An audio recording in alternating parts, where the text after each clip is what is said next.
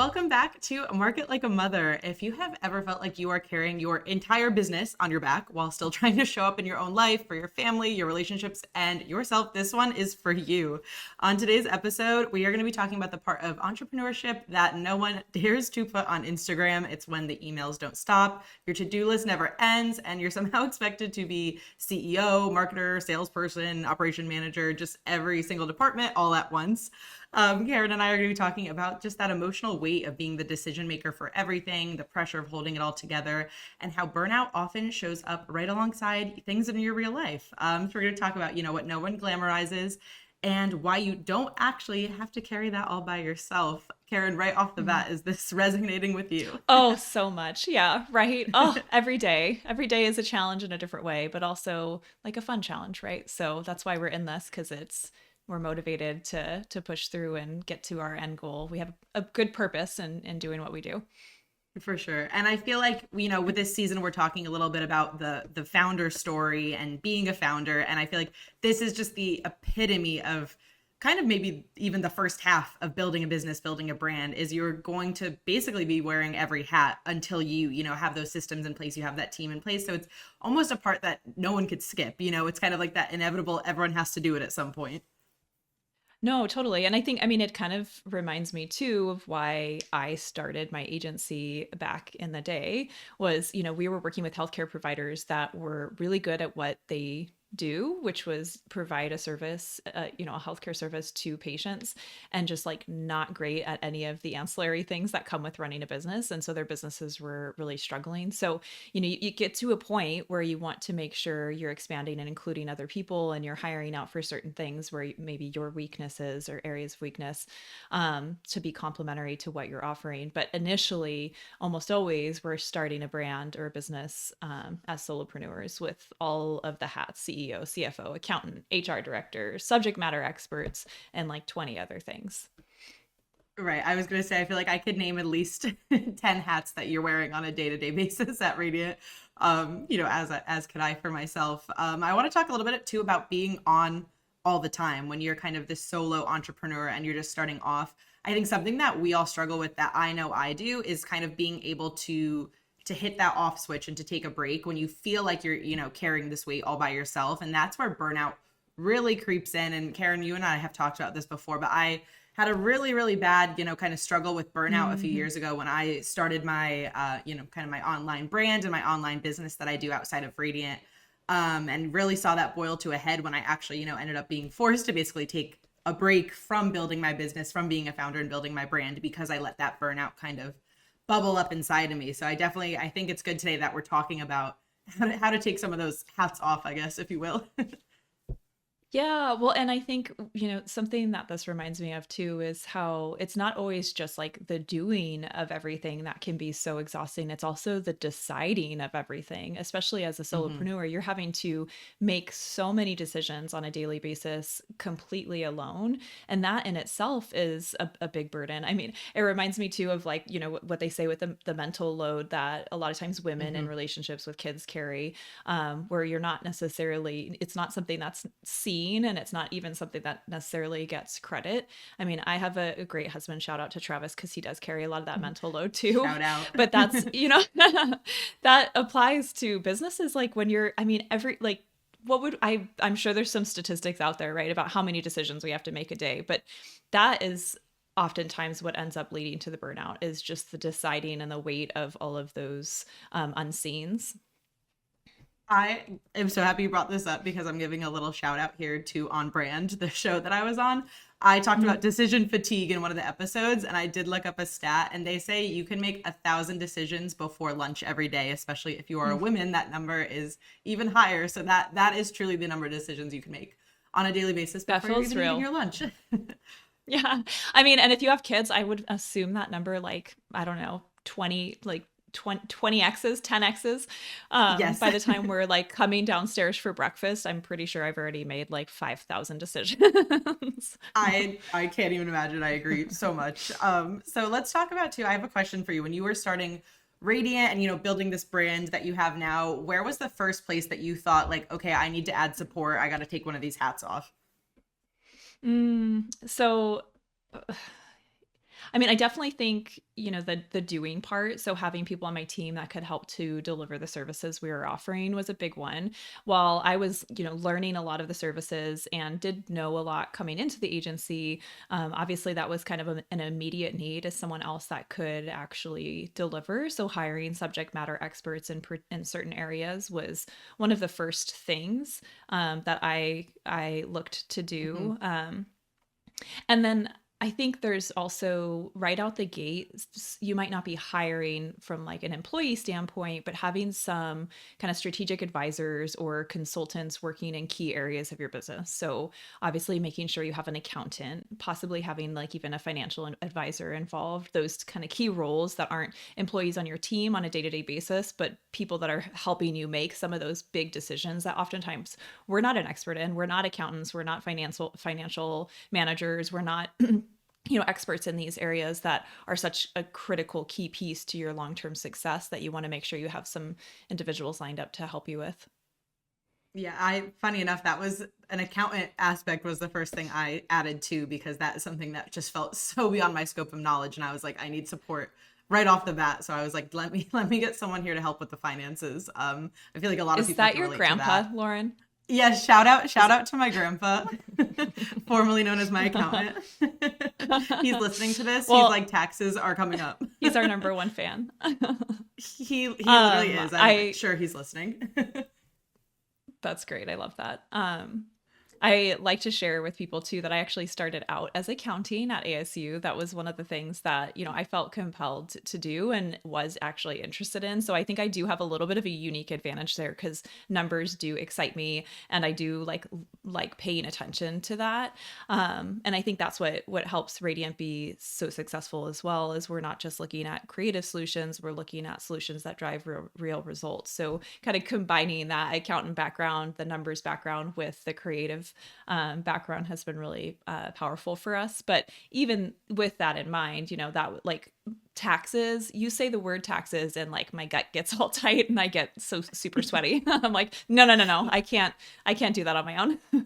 No, me too. That's like that word just like sends a chill down my spine. I'm like, I don't know anything. But It's I want to talk yeah, a little bit same. too about like hustle culture and like kind of wearing all these hats and doing all of these things as a founder. Cause I also feel like there's this like skewed reality now of like, it's cool to do everything yourself or it's expected or like looking around and almost feeling like are people going to judge me for seeking out support from other people, you know what I mean? Like there's almost this weird hustle culture of like I got to do everything myself and make everything myself.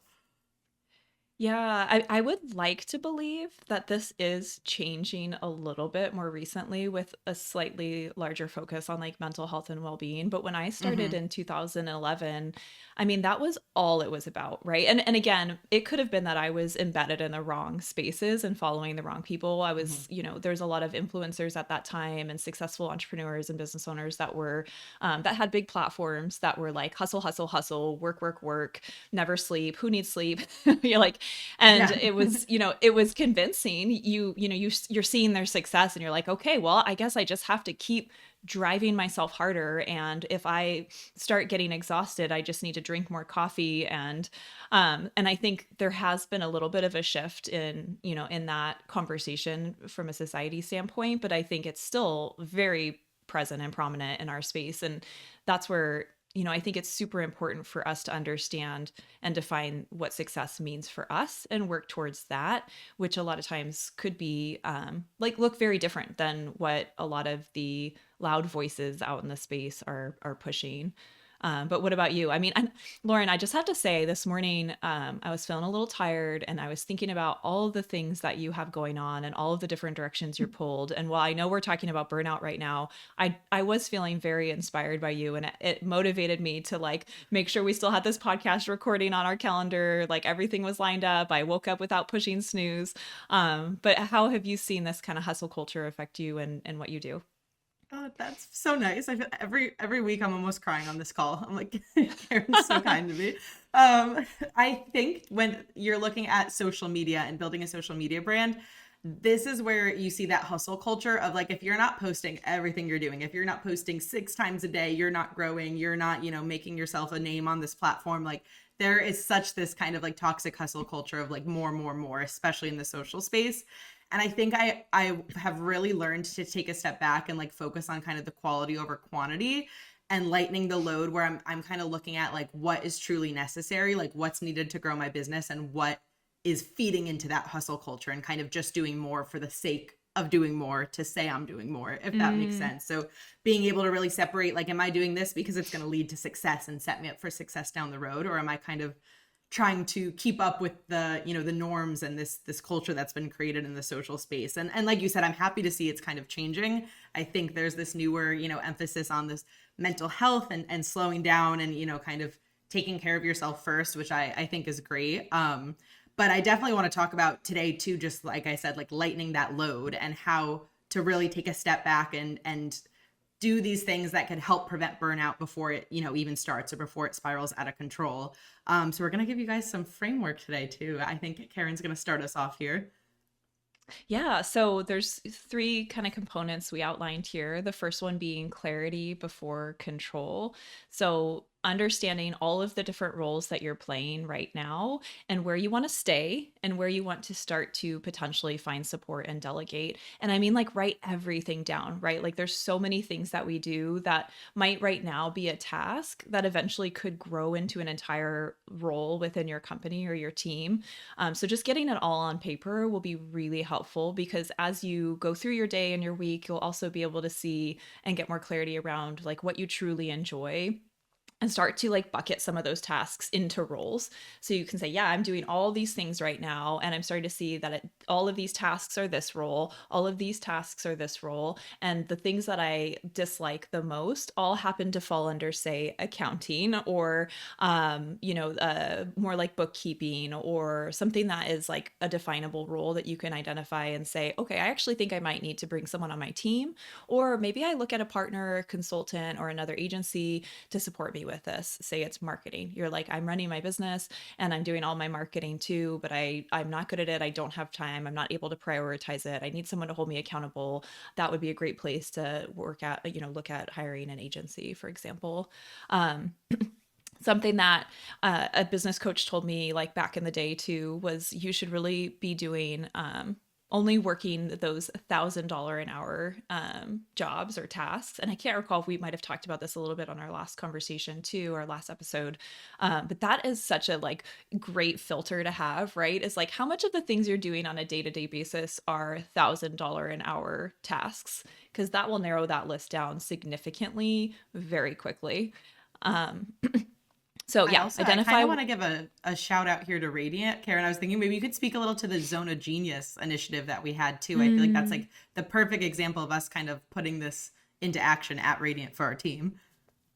yeah, I can't recall who created that. I didn't come up with it myself, but the zone of genius is something we've gone through as a team to identify the things that we're doing within our roles that really bring us essentially the most joy, that like feel the most energizing and we want to do more of, and sort of categorizing, A, B, C, and D in terms of how much of a fit those are with the tasks are with that zone of genius. And there were some really interesting insights that we took away from that helped us kind of mold and reshape some of the roles within our company a little bit too. So I think that's a really fantastic resource. So I would, encourage people to look up the zone of genius and how to kind of run through some of those exercises to better understand, yourself and or people that are on your team.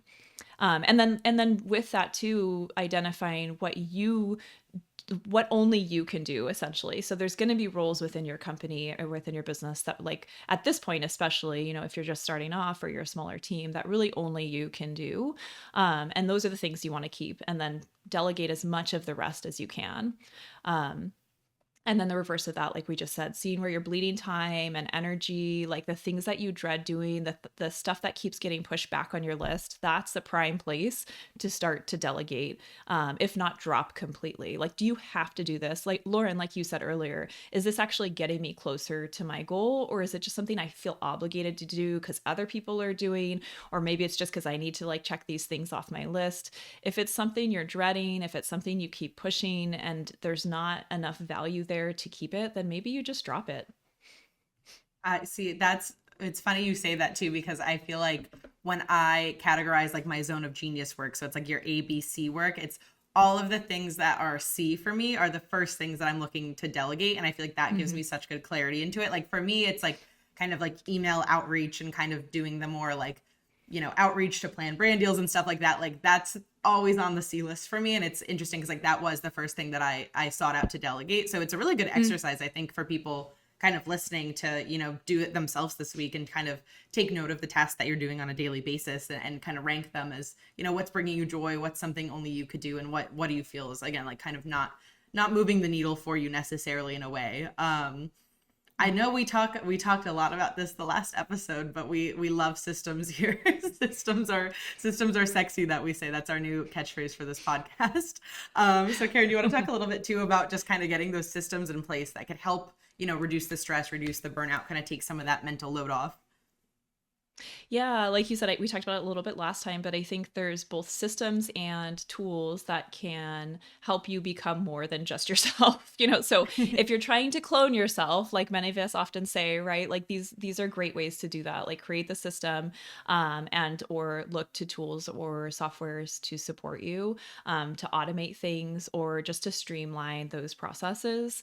So definitely tools that reduce some of that day-to-day work, resources that also might support your mental wellness, and then processes that streamline repetitive or complex tasks to offload the mental thinking part we talked about earlier, or to pass off to somebody else when you're delegating those. So it might be like a simple task that you're doing on a daily basis, outlining the steps of that, passing that to, say, a virtual assistant or a marketing assistant or somebody that can follow that process and still get you as close to the outcome that you were producing when you were doing it yourself, is the way to go. So, I mean, I definitely think there's tools we've put in place, like right from the beginning, systems we've created, not to like toot our own horn, but we've got some great systems, like Lauren Hmm. said, that have really allowed us to like train and onboard people more easily from an employee standpoint, deliver like a high quality, excellent client experience. Um, I'm curious though, Lauren, from your perspective um, and from the work that you do as a content creator and travel influencer, like, is there any specific tools that come to mind that have been really helpful for you? Yeah, I mean, usually I am kind of an AI hater in a way, especially, in the creative space. I feel like you never want, AI to replace that creative aspect of work. But I will say that AI is such a great tool when it's kind of for your systems behind the scenes and it's used more of a tool. So for me, again, a big one was kind of that email inbox management when it came to brand deals and stuff. I get a lot of inbound and I'm also sending a lot of outbound, and being able to use tools like Gemini to help me, answer some of these emails quicker and sort through, what's real opportunities versus what's spam has been really, really helpful. And again, I know people are kind of weary about adding in AI sometimes in the creative and marketing space, but I think using it as a tool and a process behind the scenes could really, really save you some time and some of that mental load Oh, that's for been sure. like huge for me. Honestly, I thank it every day. It's like my little assistant at this point. Yeah, I completely agree on the AI front. There's so much that you can do to leverage that to streamline your processes. I think something to think about too when you're evaluating tools, is not just like the cost of the tool just to determine, is it worth it or not, but it's the cost of like not using the tool. How much time does it take you to do whatever it is that you're doing right now that could potentially be done by this software or creating a better system? So like again, investing time to create systems, investing time in tools. It's not just the cost to do it up front, it's the savings, and not having to do it manually or not having to do it over and over, on your own. So a few Yeah. tools that I've really liked, and I have a lot of conversations with businesses just getting started, and I'm constantly kind of recommending a few core business tools. One of them is Gusto, which is our HR and payroll system. I have never found a payroll system that I could like safely say I enjoy using until I found Gusto. It's definitely, a great tool. It's like a fun user experience. They have a fun little dancing walking pig that loads when you go through the different pages. But user interface, everything, like it's just a great payroll system. It makes everything easier, and then it has a lot of partner softwares that tie into it that make other things easier as well, like like work insurance and things like that. And then another software that I use that's kind of a competitor to QuickBooks is Xero, Xero. That's my accounting software. That's another really good tool. It's intuitive, it's modern, it's easy to use. It integrates with your bank feeds, so reconciling is easy. And they just launched their AI tools to help you streamline your processes even more. So it's kind of auto reconciling based on like the history of all of my transactions, and that's been like very accurate and super helpful. So that's already saving me a bunch of time with just kind of scratching the surface of their AI tools. And then Asana. We use Asana for project management. And I think that's been a really powerful tool to get the whole team aligned, get us out of our inboxes a bit too. So we're really managing everything that we're doing in one space and moving things through in a really easy, good flow. So that's been another tool we've really enjoyed and feel have added a lot of value to our team and what we're doing, and helped to offload a ton of the things that I was doing, manually myself before. We love Asana. We're Asana's biggest fan over here. If they're listening, send us a gift box or something. We love you guys. Samples in the mail. I love that you talked about, all the tools and stuff too, and using AI. Because I think there's no shame in, using tools and using these things that could help you kind of, support yourself and prevent that burnout behind the scenes. And I know I even touched on it a little bit when we were talking, or when I was saying, that I originally was kind of an AI hater, but another big framework for us too is having that support before self-judgment. So normalizing asking for help, or normalize, seeking out a tool, whether it is AI, that could help you save some of that time, save some energy, minimize your mental load there. And I think another big one that's so important is building that support circle in real life. So outside of the tools and like outside of the internet and your brand that you're building, I think it's so important to have actual humans around you that, could maybe not relate to your exact situation and, what you're building and what you're being the founder of. But, everyone has built something in their life at some point, no matter how big or small. So being able to have those people in real life is so important. I know, Karen, you shouted out Travis earlier. Just being able to have those people. I'm trying to shouting out my grandpa and my mom. Always remember you're human first and founder second. I think that's like a really good thing to keep in the back of your head when you're going through, times where you're feeling a little overwhelmed and burned out, for sure. Yeah, I love the support circle thing too. It makes me think of some of the cohorts I've been involved in the past that are agency owner specific, and how helpful those have been. You're signing up for like the framework and the content that the consultant or organization is providing, but almost always like the majority of the value just comes from those conversations you're having with other individuals in similar scenarios or situations to you, and like learning from them, like avoiding mistakes they've made, getting advice. Like it's so powerful to be in a community of individuals that are similar. And I think, Lauren, you've mentioned before that you're in some influencer circles that you've seen some like big value from too, that are kind of tips and tricks, and they're sharing their experiences. Do you want to share a little bit about that? Yeah, absolutely. I think a big thing too is being able to, ask questions to other people who've been in your space and are maybe either behind you or above you, and kind of, maybe farther along in the founder process that you are. Like, I think a big one in social media is people are getting more transparent about the rates that they're paid by brands. So, being able to have a brand reach out and say, they offered me X amount of money to post this video. And then you find out that another creator, of a similar engagement rate and magnitude was offered, 10 times more. It's important to have those conversations so you could, advocate for yourself. Yeah. I think that applies to just like a lot of scenarios, as a founder, is being able to kind of speak to someone who's maybe been in your position before and make sure that you are, really, you're getting what you deserve and kind of what you earned in the space. I think that's super important. And if you're listening to this, I like to think that you are a part of our support circle. And you're here with us. So we wanted to give you guys some reflection questions to kind of help you better figure out, how you could take some of those hats off, as we've been saying throughout the episode. So where could a system or tool better support you in executing a mundane, repetitive, or complex task? What is one thing that you could delegate or drop starting next week? I think that's a big one too, looking at that ABC work, that zone of genius, like we talked about. And what are you currently doing that is the $1,000 an hour work? I would be so curious to hear people's answers too. So if you follow us on social, let us know, drop us a comment, drop us a message. I think that will vary for everyone. And I think it'd be really interesting to kind of hear what what everyone's $1,000 an hour work is. We'd love to hear from you guys. And before you go, like I said, make sure to check us out on our website to learn more about Radiant and how we help brands grow with intention.